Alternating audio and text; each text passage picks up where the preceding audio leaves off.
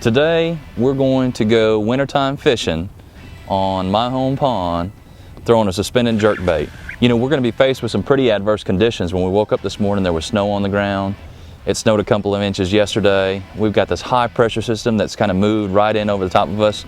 Not ideally what I would consider to be the best, most conducive environments to catch bass today in Lake of the Ozarks, but we're going to give it a whirl.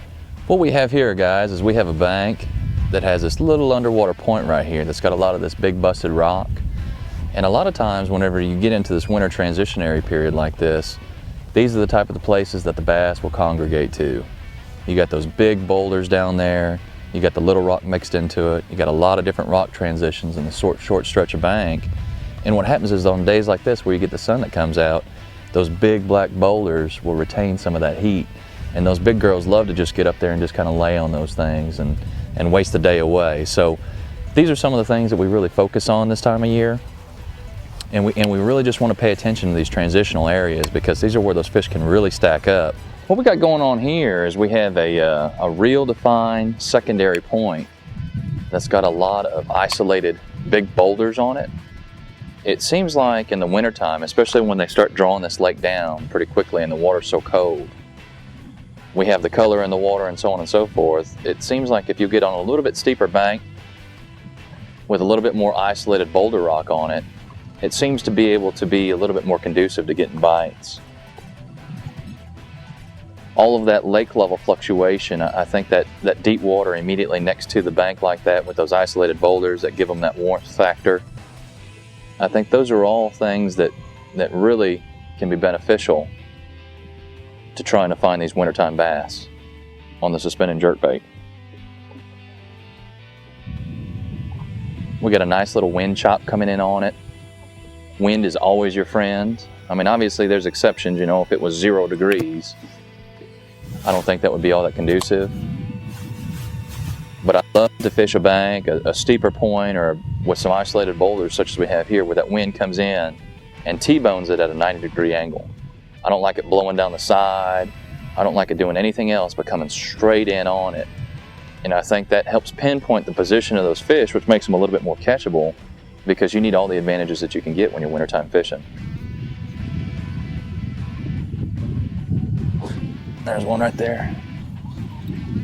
Solid fish too. Yeah, might be foul hook. It's coming in circles. Borderline keeper.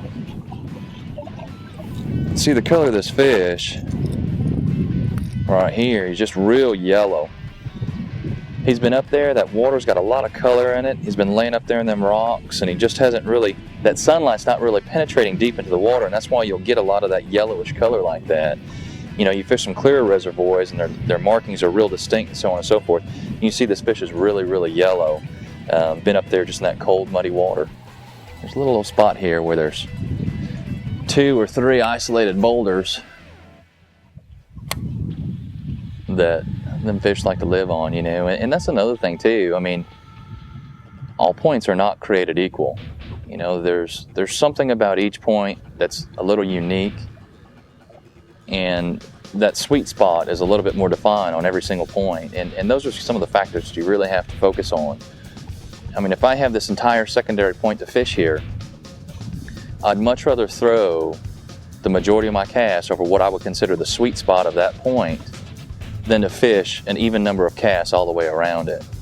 I mean, majority of the times, those target spots are where those fish will be, and maybe it's something that is just simple as a brush pile that's out there, or maybe it's a rock change, or maybe it's just where the deep water pushes in on it, or maybe it's just, you know, 1 or 2 isolated boulders like we have in this situation right here. I mean, those spots can be the difference sometimes between catching them and not catching them. And sometimes they warrant multiple casts in that one particular location because these fish are so sluggish. It's just like anything. It's just like any other type of fishing that we do on a year-round basis. Sometimes just multiple casts into that strike zone and one fish will bite, and sometimes it'll get the whole school electrified. You'd be surprised how it's nothing, nothing, nothing, nothing, nothing. Then you find the line that they want that bait presented on, and then it ignites the whole entire school, and next thing you know, you're cast after cast after cast. people always ask about cadences, and people always ask about presentations. And I think the best advice I can give anybody is the best thing you can do is just keeping from overworking the bait. Majority of the strikes occur when that bait is sitting still. And sometimes you have to let that bait sit still for a long time. 5 seconds, 10 seconds, 15 seconds. I always let the fish tell me what they want, because that'll give you a real key indicator on how you should go ahead and fish that day.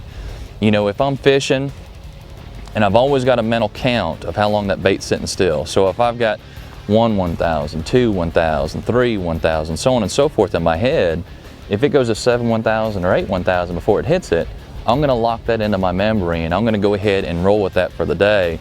And I'll try different times, but that's the first place that I start. So I want that bait to sit there at least that long. Now, whenever you go to move the bait, or when the fish activity picks up, and you go to move that bait, and that fish go ahead and makes that commitment at that time, right there. You know, then typically you may want to speed it up a little bit. They're sitting there suspended, they're staring at that bait, and they're waiting for that bait to move, and that's what triggers that strike. So my best advice is, especially this time of year, you really have to pay attention to what the fish are asking. The best thing that you can do, without a doubt, bar none, is to let that bait sit. That's the key, is doing nothing. Less is always more when you start talking about wintertime fishing with suspended jerk baits.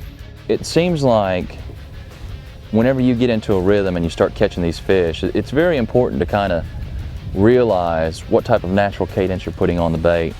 It seems like a lot of times what I'll do is I'll just go like a 1 2 1, and then I'll let that bait sit there for whatever duration is needed. It really mimics Mother Nature when those shad's dying. You know, when you see those shad that these bass are feeding on, which is obviously what we're imitating with this bait, you'll see them and it seems like they're just kind of just a 1 2, and then they just 1, and then they just kind of stay out there like that. And that's basically what I do with this jerkbait here. Every day is a little bit different. Every fish has a little bit different trigger to it. But if you'll really pay attention on what particular cadence they're liking, that will help you very much. But that's going to be something that I recommend just kind of starting off, maybe with a 1 2 1, and then just go ahead and once again, the key is to let that bait sit. Oh, no, I hit it right when I twitched it. Oh yeah, it's another good one. Oh, geez. Oh, hold still, baby. Hold still. All right. There's another good one right there. Just fishing a little bank transition right here in the back of this little pocket. It goes from gravel to chunk rock, and this fish was laid in there right on that little transition. I mean, I went to move it, and boy, did she ever get it. Another pretty fish, kind of fish you catch in the wintertime down at Lake of the Ozarks. Beautiful fish on a suspended jerkbait. All right, thank you, lady. Solid one. These are the kinds right here. These are the kind you use to catch, you catch 4 or 5 of them, and you're going to be in the Hunt Any tournament. Beautiful fish. You know, whenever you come to Lake of the Ozarks, or any wintertime fishing for that matter, you know, one thing you really have to take in consideration are bluff ends. You know, bluff ends, you have a real distinct bluff that runs out here on the main channel, and then all of a sudden you have the abrupt contour of where it leads into that creek cove, like what we have right here. Bluff ends, in my opinion, are great places to catch big fish. They're just big fish style points. And what happens is, they have all of this deep water and current and everything here that the fish want, and it's very easy for them to move up and become active and then go back down in the water column, or come out and suspend and become inactive and store that energy. So these are great things to look for, especially if you're interested in catching big wintertime bass. They can be very rewarding from a big fish standpoint, without a doubt. I mean, this is where some of the biggest fish, and I'm convinced the fish live here year-round. It's not just a wintertime or a summertime or anything like that. These fish live here year-round, and they have everything they need right here. So make sure when you take the opportunity to go fishing in the winter that you explore some of these bluff ends, because it could result in some pretty big bites for you. Look at this fish right here, folks. It's a beautiful fish we just caught here right off this main channel bluff end. I was just working that bait ever so slowly, and that bait was just sitting there, and all of a sudden I just felt a little tick in my line, and this is the result. You can see she's actually, as much color as she has, she's been up a little bit in that sun, soaking that sun. So just a beautiful fish, and once again, something that you can catch in the wintertime out here on this cold winter day. It's awful special to be able to come out here and catch fish like this on a suspended jerkbait. The key is let that bait sit still, and you never know what might jump your string, because it could be one of these. All right, big girl. Thank you so much. There you go. Go on, girl. And wintertime fish, just real sluggish. Man, that was a lot of fun. That's what wintertime fishing is all about. Being able to catch them big fish. And this is just typical big fish kind of spot. And to be able to catch them fish in the wintertime instead of sitting around in the house, fishing ever so slowly, ever so methodically. Sometimes you go long periods of times without bites, but when you get a bite like that one, it makes it all worthwhile.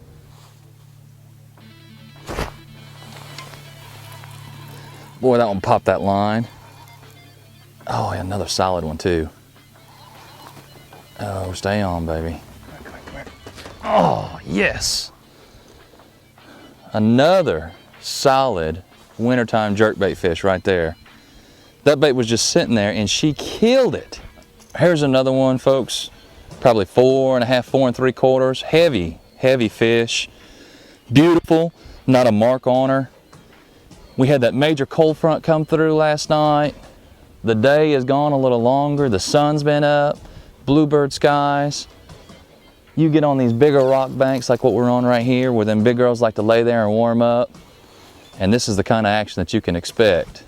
You know, today, it's just one of those great days. Another example of what winter fishing can do with a suspended jerkbait. We didn't catch very many numbers, but the average size we caught were very, very good. You know, our best 5 today, maybe 18.5, 19 pounds, which for the dead of winter, I'd take it any place, anytime. I mean, it's a tremendous amount of fun. You know, and what I saw today more than anything is I just saw little flurries of activity. And if you pay attention, that's kind of what happens sometimes. They don't bite all day long. They don't bite except for certain time frames during the day. And that's kind of what happened today. You know, there's a little window that opened up, some fish came up. We were able and fortunate enough to catch some really nice ones today. And those are the things that you can expect in the wintertime.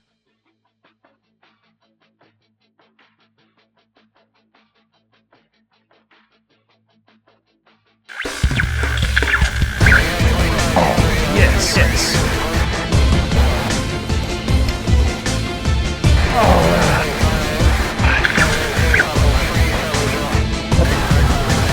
Beautiful fish.